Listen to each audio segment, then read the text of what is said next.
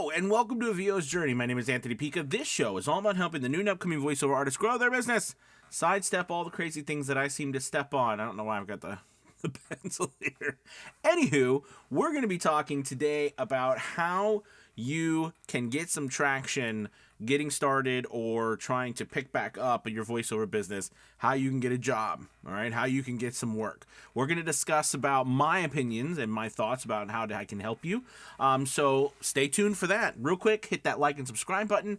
Don't forget to check out A VO's Journey Elite Academy. There's a link below to try us out for 50% off the first month, and come in and we will help you start and grow your voiceover business with a fantastic community and a lot of awesome teachers to help you. All right, so let's get started. What can you do to kick off your business, get some traction? The key here is to flip your mindset about what you're trying to accomplish, okay? A long time ago, a week feels like a long time now, but years ago, when I was really diving into building the theory of my marketing strategy as a voice actor, I read a book called The 4 Principles of Execution or something like that. It talked about these measurements or these ways to set goals and to measure those goals through 2 different ways. One way was, they call them lead measures, and the other one was lag measures. So the idea was, it's like, for example, if you wanted to get a voiceover job, right? And you said, for this month, I want to get 1 voiceover job. At the end of that month, okay, you look at, did you get that voiceover job, yes or no? That is a lag measure, as this book describes it, okay? Lead measures would be the activities that you did on a daily basis in order to create that voiceover job, right? In order to get that voiceover job. So it wouldn't be the voiceover job itself. It would be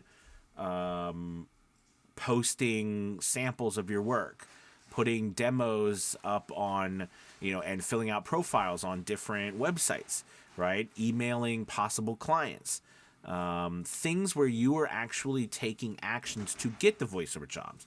These were called lead measures, all right? Because we were measuring the activities, not the actual goals, okay?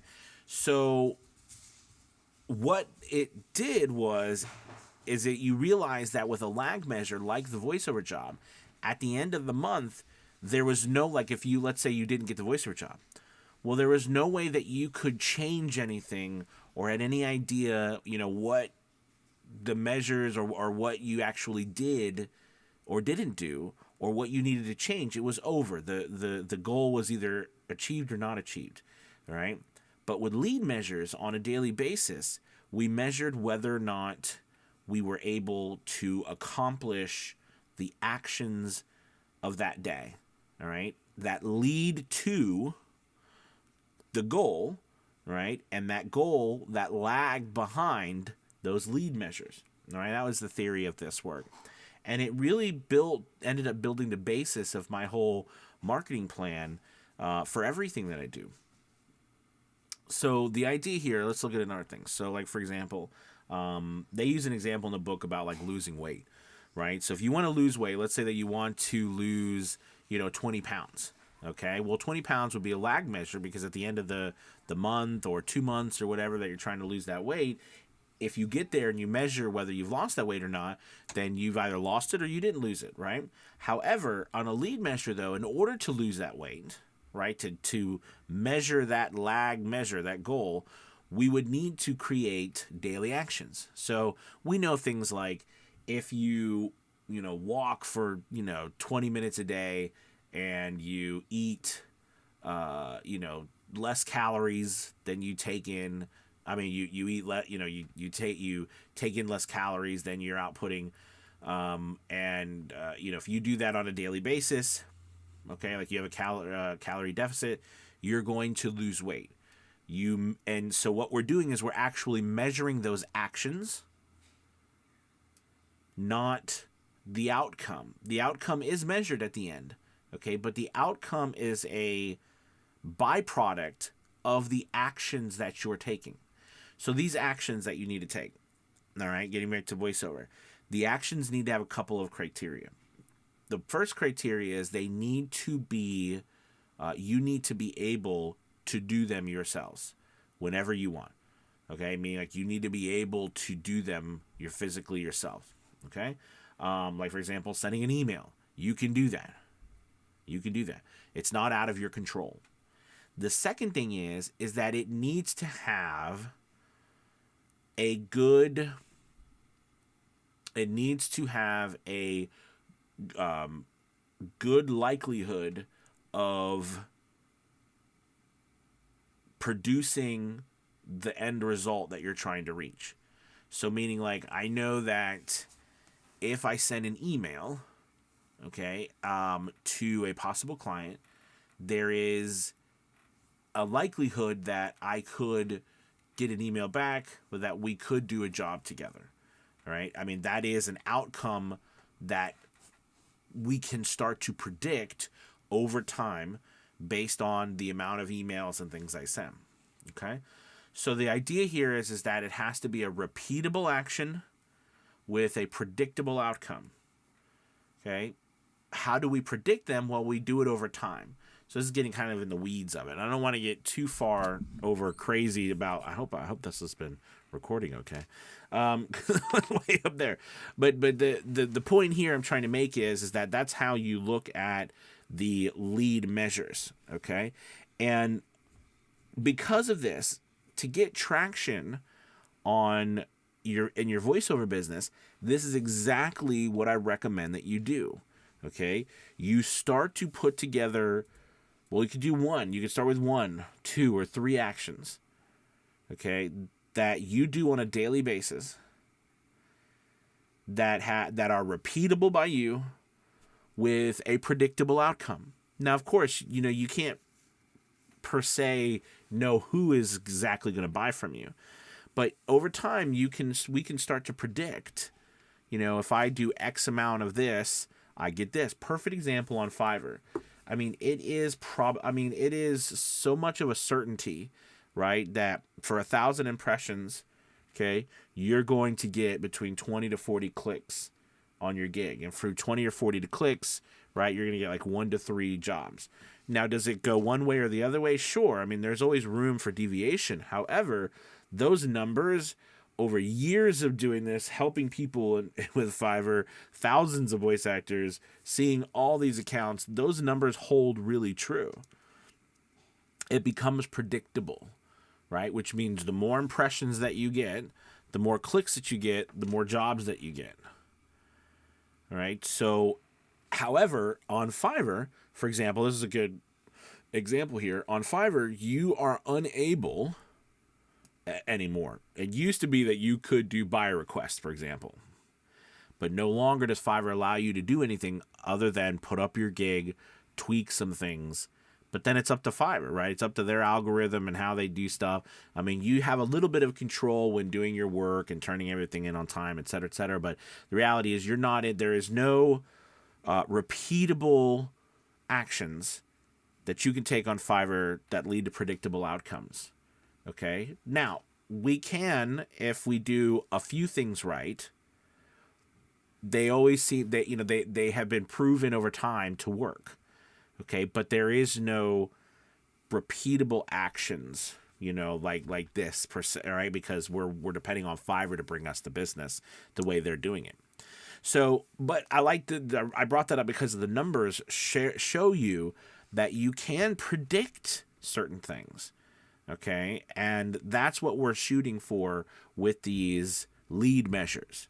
Okay, so I hope that this has helped you. So bringing it full circle with how to gain some traction with your business. Okay, get some work. And by the way, this question came from a new member of a VO's Journey Facebook group. These setting up these repeatable actions are really important. Okay, these daily repeatable actions that you can do. The obvious one would be auditioning, right? I mean, that's a repeatable action with a predictable outcome. We know that auditioning, because people are putting out auditions in order to get, to find the person to hire.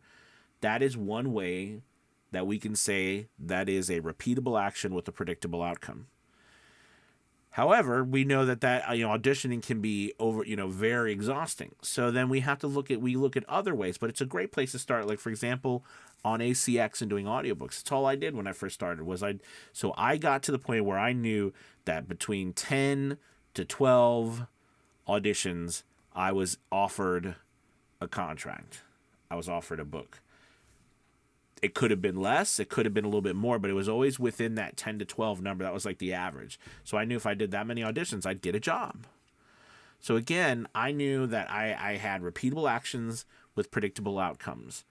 That's what we have to do. That's what you have to do to build some traction and to find places like that. Joining groups that can help you find those places where you can do those repeatable actions, you can do those things, is key to success as well. Of course, I'd love you to check out a VO's Journey Elite Academy, but there are many other places out there, groups, academies, learning places that can show you different methods of these actions. But remember, the key is for you to focus on the right thing. That is the actions. Not the outcome will be there based on your actions. Okay, so you've got to focus your effort on the actions and be more interested in, did you complete the actions? Because the actions are what lead to the outcome. Okay, it's just so in my mind, it's just a way of thinking differently.